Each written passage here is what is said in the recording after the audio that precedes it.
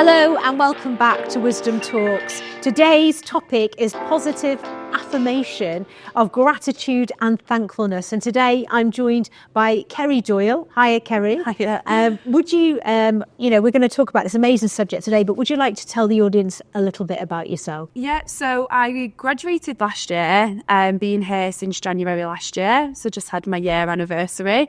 I've come from sort of a caring background, whether it's been with children, adults, and yeah, I think just in this role, I can really get to be one-on-one with the client, with the individual, and see what their needs are. Do you get many people that ring up and sort of can't see the light at the end of the tunnel? Yeah, I think sometimes you can get into that space where it's very low mood, very sort of negative headspace, and sometimes it can be really difficult to pick out the positive things, even if they're really little.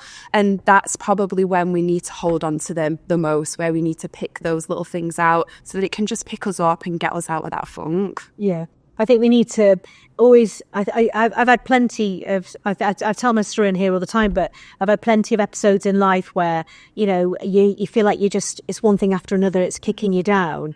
And what I do is I just sit there and think, what am I actually grateful for? Yeah. And the fact that you have a roof over your head, the fact that you've got food in your cupboard, that you've got heating, and that you're healthy, and health is really important. And I think for me, one of the biggest kicks I've ever had is health-wise. You're incapacitated and you can't do anything. So what tips and techniques could somebody have or use when they're feeling at their lowest to try and be thankful and grateful and positive about life? Yeah, and I think that's a big thing. A lot of the time when we're in these low spaces, it's things that are impacting us that are out of our control, whether it is health, whether it's work, whether it's just lifestyle in general. Yeah. And I think sometimes trying to gain that control back a little bit, thinking to yourself, right, okay, I know I'm in this situation right now. Yeah. I can't really see light at the end of the tunnel, but hang on, is there that speck? Can I just grip hold of something? It can be little things like a gratitude journal. So whether that would be sort of writing things down. And sometimes it can be really sort of scary of, oh my God, what am I grateful for? There isn't much going on. But it can, like I said, it can just be the smallest things, whether you are sort of journaling, whether you just end it on one or two positive things that have happened in the day. And it doesn't need to be life-changing things where, Superman's come and saved you. Or you've seen some. We'd all like that. Or, it's just little things of, did someone say morning to you?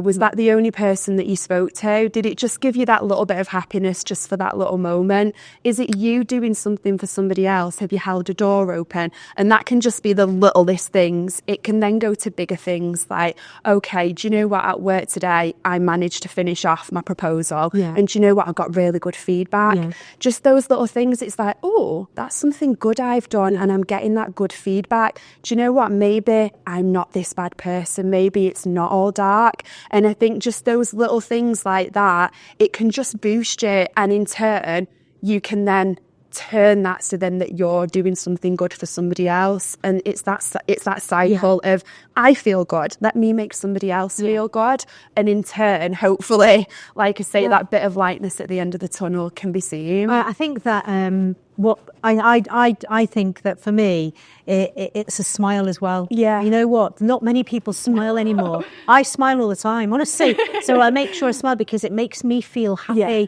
So, and even if I do have a bad start to the day, a bad start to the year, I've been ill, smiling at somebody, and people get quite shocked that you smiled at them, but then they return it, and it makes you feel great. And you're right, because I think that you do something good, it makes you feel twice as good. Yeah. I was saying this about pay rises actually, or you do something well at work. You get that warm feeling. You get the confirmation at work that you're doing well. Yeah. When you go home and tell your family members all about it, you're getting it again, aren't you? So it is what you're saying. It's repeating that joy, repeating it, and making you feel better. Yeah, definitely. And again, it doesn't have to be big things. Sometimes when I'm speaking to clients, they'll say, oh, but it's not really that big. And I'm like, but did that make you feel happy at the time? Yeah. Did it boost that confidence? Did it just for that couple of seconds or minute just clear that bit of a dark cloud over your head? And they say, yeah. I'm like, hold on to it. It doesn't need to be massive things. And I think sometimes when it comes to affirmations, you know, gratitudes, people go way out there. Yeah. And then it sometimes feels a bit unobtainable. And then it gets into that vicious cycle of, oh, well, I've not quite done that. Or am I a failure again? Whereas if we start off small, we can build on that momentum. And again, it boosts us. It puts us in a more positive mindset moving forward. Another tip that I do to myself is, and I do it every day. So I play Neil Simone every day. Yeah. And if I'm driving or at home, you know, I feel good. Rivers running through, whatever, I play that. And I think what we do is if there's a relationship breakup or something that's not great, especially with relationship breakup, we put sad songs on, so it drags us down even more, you know, like Adele, you know, so we put that on, hello. But, and I think that really does drag you down. So I always put whatever I'm feeling, a bit of Nina Simone, you know, feeling good on in the morning, and then in my head, and I think it is about managing your mind, isn't it? And I always say to myself, are you happy? Have you had a good day at the end of the day, at the start of the day? How are you feeling? You know, and I always sort of like train my brain to be positive, because there's been plenty of times in my life when I've been knocked down and I've had to make myself get back up again. And is that a technique that you suggest to people?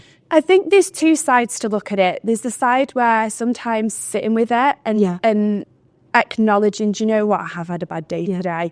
And sitting with that and being okay with it. You know, we can't be positive all the time. I'd love to say that we could, but sometimes that doesn't happen. So sometimes it's looking at it of, okay, do you know what? Today's been a bad day. Yeah. It doesn't mean the rest of the week's going to be a bad day. So a bit like that, possibly the next morning, putting on your favourite song in the morning, having a dance around the kitchen, all these little things that we do that sometimes we bypass of, oh, I'm just being a bit daft or I'm being a bit silly.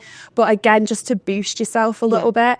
And I think, you know, trying to get into that mindset of just because one bad thing's happened, it doesn't mean from that point on everything's bad. And sometimes it can feel like that. And again, it's not being positive every single day, but just looking at the positives in the day. You heard that when people go, oh, it comes in threes. You had it. Did it happen once? Like, what are you waiting for? You're like attracting the you know, like the bad luck, aren't you? And I'm thinking, well, it doesn't have to come in threes. It's just be a one-off. It's just unfortunate. And it is. And when you're in that low mindset or that low mood, that's what you are. You're thinking, what's going to happen next? It's like, oh, not me again. And it can feel like that. But again, just try not to stay so much in that, oh, well, do you know what? Tomorrow I'm meeting my friend. Or, well, tomorrow I've got a morning off work. Just the little things that can just see you through rather than really staying in that dark, low place. I think we put a lot of pressure on ourselves as well. I think because of the internet, Instagram and, you know, phones, where we see other people like that, you know, with their immaculate cupboards and the spice drawers and everything tidy and everything's like folded perfectly.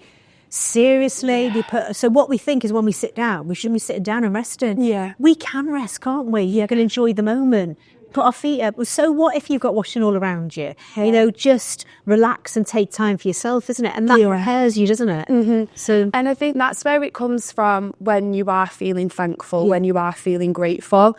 It's bringing it into the present. You know, a bit again, you can be so negative and be in that past thoughts of, oh, this happened, or, oh, I've got this coming up, oh, what if it goes wrong? But sometimes just being able, again, to sort of sit with it and think, do you know what am I grateful for? It just brings you back into that present rather than constantly being past or present.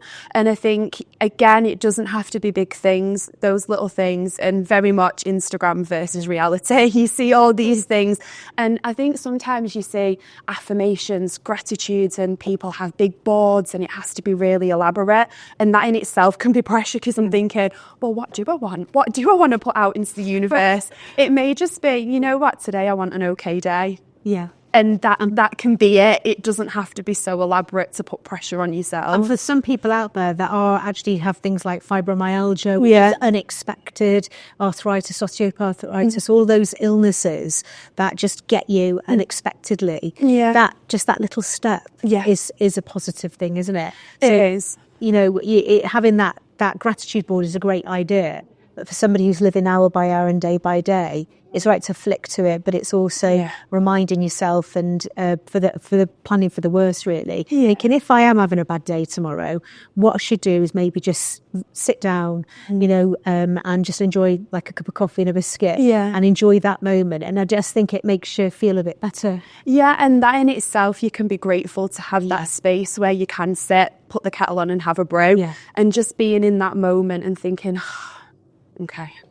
And that's sometimes all it takes. We don't have to be thinking, oh, what do I need to be grateful for? All these things have happened. Just being in that moment, be grateful in that moment for having that moment, if that makes sense. I think sometimes people don't realise what they actually have until, you say, write it down, get a pencil, write it down, write all those things. Sometimes we get so glum and we get so overwhelmed with other things that sometimes we need a slap across the face to think, gosh, this is what I have got. This is what I have achieved, and I'm only I'm only this age or whatever, and I think we have to remind ourselves that life is hard, but we're hard too, and we're resilient, aren't we? And we are made that way. And so it is recognizing all the successes we've had, I think. And I think that can be sometimes hard to do if your confidence is quite low or you've had a few knockbacks because say, for example, you're going for a job, you're constantly getting knockbacks. It's a bit like, oh, but I need a job. I need to pay my bills. And that in itself is pressure. There's anxiety around that. But sometimes, I got the interview.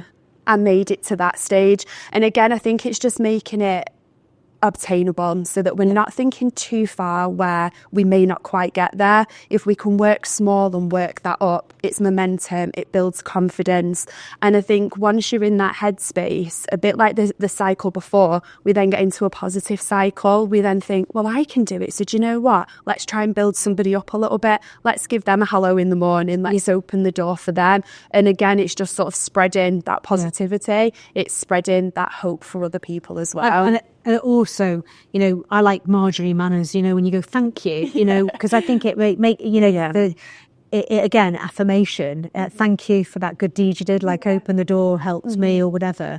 I think it's very, very important to remember that. So many people now just, concentrating on their lives, not even looking around or looking up. Appreciate what is around us that will make us feel happy. Appreciate the people around you, and everybody is different, aren't they? And they're different levels of confidence. I wanted to go back to what you said about work, actually, and you said about getting the interview and the experience as well, because it's building you up for next time, isn't it? It is, and I think that the process sometimes is almost forgotten. It's, I didn't get the job. Hang on a minute, you actually applied for the job. You filled out the very long, assignment or whatever you needed to do for it. You've then had to go to the interview. And again, I think it's breaking it down into little things, almost rather than looking at it as a whole, break it down a bit so you can say tick, tick, tick. And just in that respect, it breaks it down, it makes it feel more sort of you've achieved more rather than just, I went to my interview. And again, being grateful for the opportunity. And, it can be hard in that moment when you are getting knockbacks because at that time you're not thinking, oh, I did well because I got the interview. But again, just being present in that moment, not focusing too much on what's gone on previously and trying not to worry too much about the future, being present, being grateful, being thankful in that moment. I think we've covered quite a lot about gratitude and thankfulness. And I think that what's very important when you end the day, are there any tips just before we finish the podcast? What tips would you give somebody to end the day, and that moment where it might not have been a great day or it might have been a brilliant day? What tips would you give somebody? Okay, few things really. There's the typical grounding exercises where you sort of check out with everything that's gone on around you, check in with you a little bit, whether that's some breathing exercises, some guided meditation, just where you can really look inwards and think, right, what do I need in this moment? Other things, like I said earlier, the journaling, a lot of the time that's really good to do before bed rather than those thoughts ruminating while you lay awake in bed.